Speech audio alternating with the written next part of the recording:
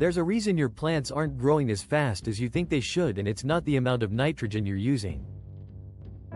It's the timing. But before we get into that, please hit the like, hype, and subscribe buttons.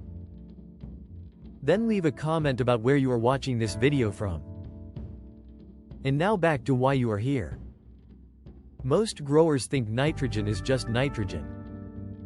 But different forms become available at completely different speeds, and if you don't understand that, you're either starving your plants or wasting nutrients. Let's break it down. First, nitrate nitrogen. This is the fastest form your plant can use.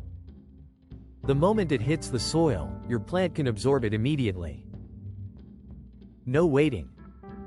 No conversion. That's why nitrate is perfect for quick growth and fixing deficiencies fast. But here's the downside: it doesn't last. Nitrate moves easily through soil, so watering or rain can wash it away in just days. Use it wrong, and it's gone before your plant even benefits. Next, ammonium nitrogen. This one is a little more stable. Plants can use some of it right away, but most of it gets converted into nitrate by soil microbes. That process takes a few days to a couple of weeks, depending on your soil conditions. Because it binds to soil, it sticks around longer than nitrate.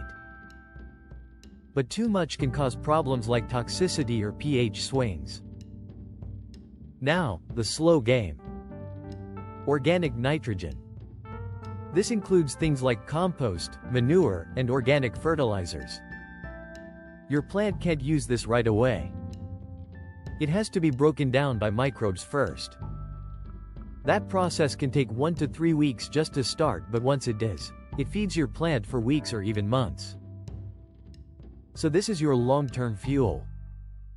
Here's the real secret: if you only use fast nitrogen, your plants spike and crash.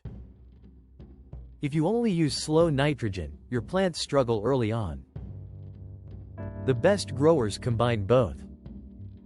Fast nitrogen for immediate growth, slow nitrogen for sustained feeding. That's how you get consistent, explosive growth without wasting nutrients. So stop thinking about how much nitrogen you're using and start thinking about when your plant can actually use it. That's the difference between average results and plants that actually thrive.